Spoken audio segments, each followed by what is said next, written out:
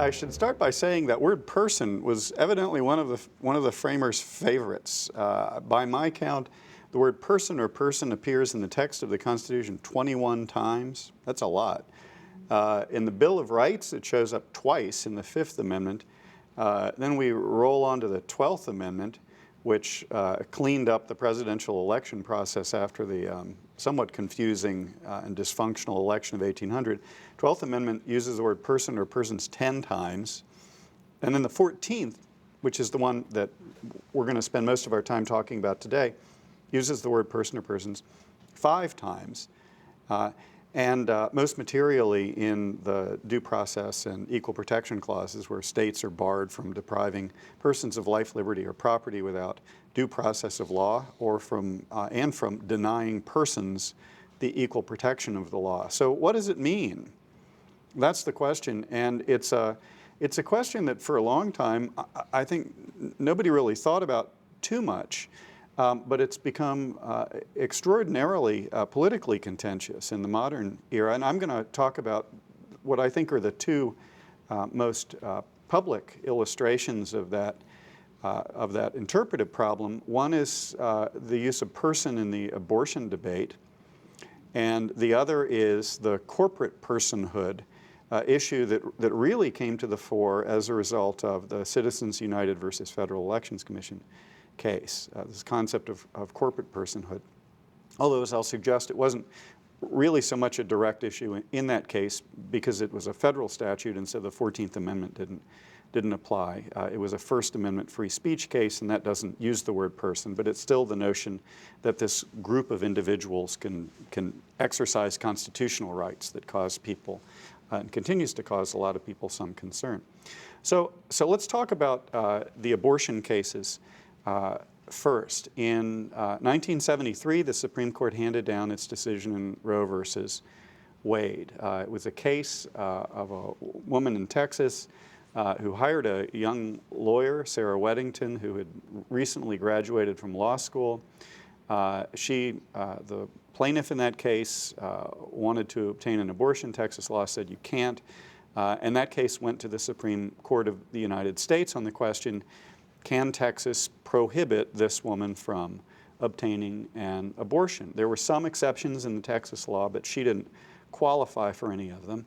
And the Supreme Court decided to take the case, and they issued their opinion, of course, finding that she did have a right of privacy that protected her access to abortion, at least through a certain period in her pregnancy, after which the state could impose restrictions.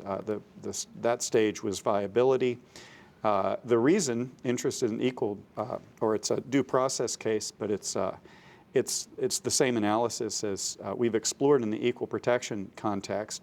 The privacy right, the court determined, was fundamental, so the state could deprive her of that right, but only in cases in which strict scrutiny was satisfied, which is to say the reason that they were depriving her of the right had to be compelling, and the method of deprivation had to be necessary or narrowly tailored. And post-viability, the Supreme Court found, did have a compelling interest in protecting the life of this viable, potential tax-paying person, fetus, not person, that's the wrong word, because that we'll get to in a minute.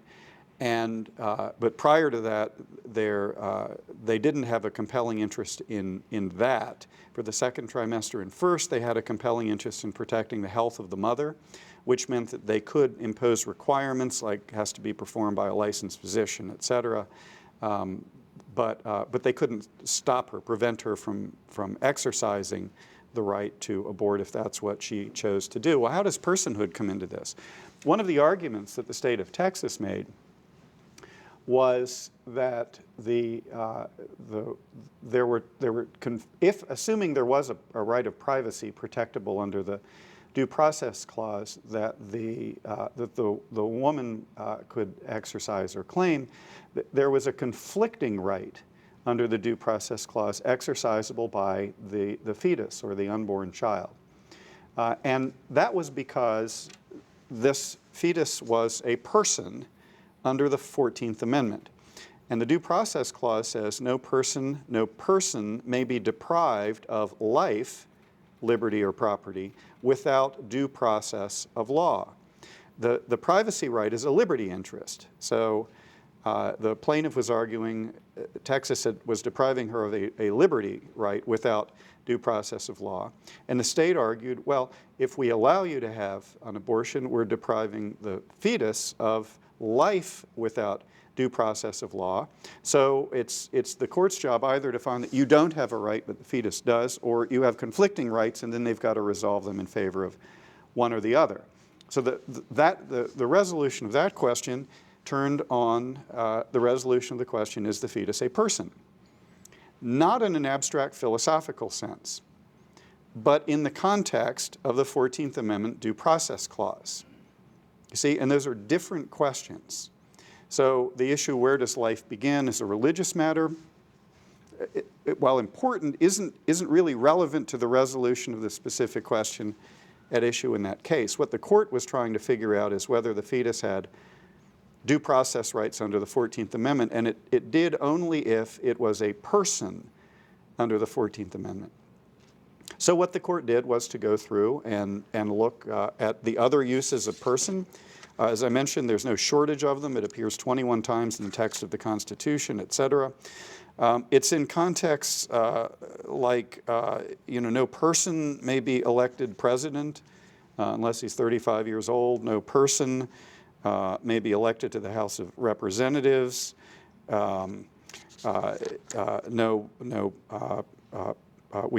order to figure out how many representatives we're entitled to, we count the total number of persons and 3/5 of all other persons.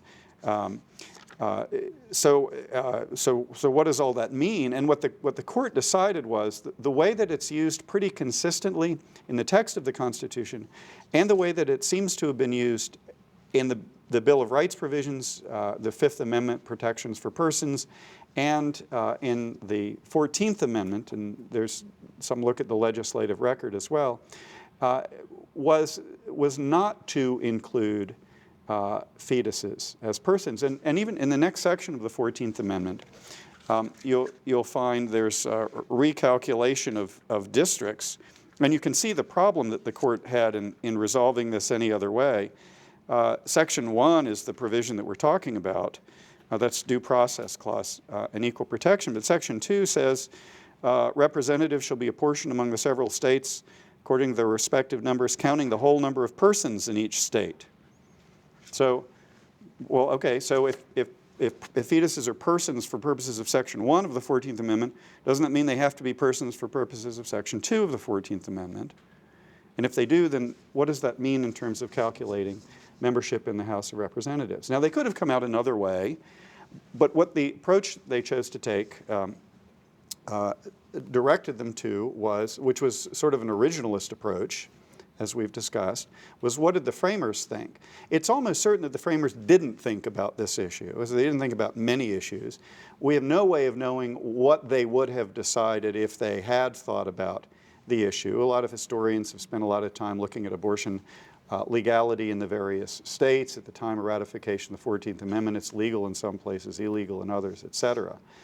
But the decision that they ended up reaching was that for purposes, and this is only, understand, for purposes of applying the 14th Amendment Due Process Clause to the resolution of this case, fetuses or unborn children are not, quote, persons under the 14th Amendment. And so that's the way that issue gets resolved. It's worth noting, perhaps, that as the court indicated to counsel for Texas in oral argument, if they were right on the personhood argument, then actually the statute was too generous because it allowed abortions in certain circumstances. And in order to comply with the mandate of the 14th Amendment, if a fetus is a person, you'd really never be able to allow abortions because they would always involve the deprivation of life without due process of law, unless you could satisfy strict scrutiny, and it's hard to imagine the instance in which that would be the case. So that's that. Now, there have been proposed a number of personhood bills in state legislatures, and some of you may follow this. One recently in Oklahoma, Missouri passed a personhood bill in 1986 that survived constitutional challenge. And let's take a minute and talk about what those do. Personhood bills are essentially state statutes or constitutional amendments that say that for purposes of state law, fetuses are children. You're a person for purposes of state law from the moment of conception is the way they tend to be written. Missouri's was found to be constitutional. Why? I mean, wouldn't that create a conflict? And the answer is, well, it would, but for the fact that at the end of that initial statement, they added the language subject to the Constitution of the United States and constitutional law decisions of the Supreme Court, which is a way of recognizing that under the Supremacy Clause, this statute can only be enforced to the extent it's consistent with federal constitutional law on the topic. And the Supreme Court said with that rider, with that expression of an understanding of the way the Supremacy Clause works, this statute's fine. Now, we don't know what it will actually do, but it's constitutional. Other states since then, including Oklahoma, have passed personhood acts without that language attached to it, and those have consistently been found unconstitutional because of the conflict with Supreme Court case law and the way on the interpretation of the 14th Amendment to the Constitution. So that's the status of the debate. It's extremely contentious, and there are strong positions on either side, and my job isn't to even to have a position on it, but simply to explain what the constitutional landscape is on those issues as they stand at present. Now, Citizens United contribute political contributions by corporations. A little bit on corporations. Corporations are actually one of the great contributions of American law. We didn't invent the idea of corporations, but we've done a lot to shape, and did in the 19th century, the way that corporations operate, the essential features being their associations of people who create a separate legal entity that lives potentially forever and can sue, can be sued, and that the investment of those individuals in that corporation is the full extent of their liability if the corporation does something wrong. So your liability, this limited liability limited to your investment, the value of your stock shares, for instance, or something. That's your full exposure, which encourages people to invest.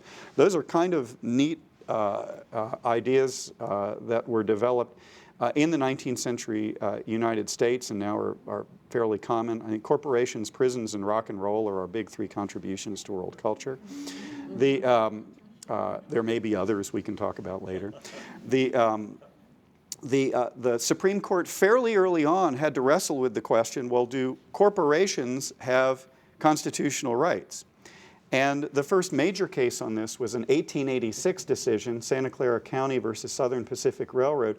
And they found the answer to that question to be yes, that corporations do have rights, that specifically in that case, equal protection rights, states under the 14th Amendment. So states can't deny corporations equal protection of the laws. Because they do qualify. And it's not that corporations are magically persons. Here's how the court reasoned.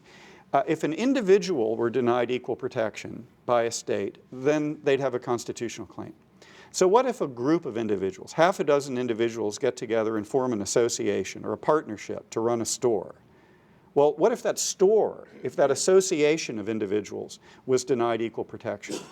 Is that constitutionally cognizable? And the court said, well, yeah, because why just because you do something with your friends, would that suddenly divest you all collectively of constitutional rights? And then step two is, well, what if you called yourself a corporation? What if you took advantage of this corporate form instead of just being a partnership or an association? And the court said in Santa Clara, well, yeah, well, in that case, you should be also. So recognize what the predicate is. We're dealing with a bunch of living, breathing people who are simply acting in communion with each other in order to accomplish some goal. And that Santa Clara precedent has driven the court since then.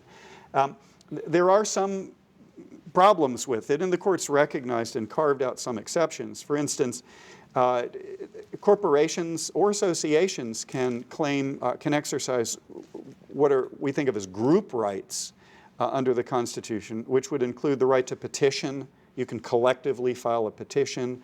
The right to speak. You can speak with one voice, a group of you. That's protected. The right to contract, to sign contracts. Collections of people can do that.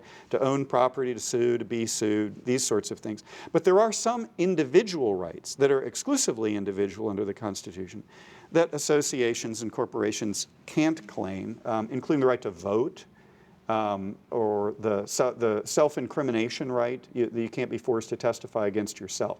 That's a right that's an individual right that you have, and so that doesn't apply to corporations. The Supreme Court, in the case of Buckley versus Vallejo, had already decided that political contributions, cash contributions, were a form of speech protected under the First Amendment to the Constitution. So you could bring a free speech claim, a First Amendment claim, if the federal government tried to limit your ability to make a cash contribution to a political campaign. And all that, or what Citizens United did, was to bring those two lines together. Corporations, as associations of people, can exercise constitutional rights, at least some, those group rights, that include the right to speech. And the right to speech, this is the Buckley line, includes the right to make political contributions. Which is to say that while Citizens United was extremely controversial politically, it wasn't quite so, you can make an argument that it wasn't quite so controversial as a matter of constitutional law. Now, if you don't like it, the place to go is back to the original decision recognizing the right of corporations to rights under the Constitution. There is an originalist argument that can be made that isn't what the framers intended when they used the word person 21 times in the Constitution, when they used that word in 5 times in the 14th Amendment. They weren't talking about associations of people or any sort of groups of people. They were only talking about individuals. But this is a fight that someone else will be waging some other day. It's a complicated issue, this issue of personhood, and I'll close simply by saying I think it's a great example of the difficulty we have interpreting the Constitution once we start this and the abortion issue, once we start pushing the Constitution to its fringes. What exactly are we to do with this document when the guidance provided by the folks who put it together isn't entirely clear? How do we operate as a political community in the face of some ambiguity? Thank you. Freedom 101 is made possible by generous support from Woody Young and the University of Oklahoma Alumni Association. Freedom 101 is a program of the Institute for the American Constitutional Heritage at the University of Oklahoma. For more videos and podcasts, visit freedom.ou.edu.